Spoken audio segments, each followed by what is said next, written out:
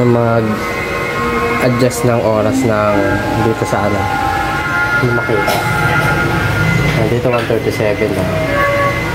Pero ang oras ngayon is 12:01. Nagpalit tayo ng battery, so yung oras is parang naiba rin. So i-adjust natin kung paano. So punta lang kayo dito sa ano, sa odometer. Yan yung pinaka-total odo. So dito natin i-adjust yung oras. So diinan nyo lang tong menu button. Pag diinan nyo yan, pupunta yun sa orasan. Ayan, nakikita nyo nagbe-blink yung number 1. So i-adjust natin siya. So pindot-pindutin nyo lang to hanggang sa makuha nyo yung oras niya. So yung una is hour, yung pangalawa is minutes. Ito tayo sa 12 ano na ngayon, 12. Tapos sunod is yung minutes naman. Diinan nyo lang ulit to para pupunta kayo sa minute. Diinan nyo lang yung minute.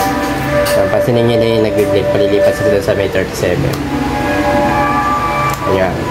So ngayon i-adjust natin. Pindutin nyo lang ulit yung menu. So 12:02 na ngayon.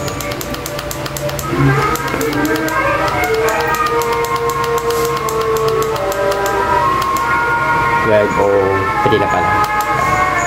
Yan. Tapos kapag okay na, diinan nyo lang ulit to para masave yung oras natin. Ayan, diba? Okay na. So yung nagbiblink niya na is nasa gitna yung dalawang tuldok, which is yun yung pinaka-second. So ngayon, kahit ilipat natin itong mga ano na to, options, hindi na mabago yung oras. Ngayon, try natin patayin. Tignan natin kung nasa save siya.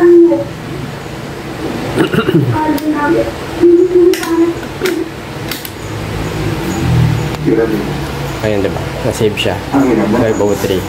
So yan, ganun lang. Kasi nagpalit ako ng battery kaya yung oras is na delay or na late.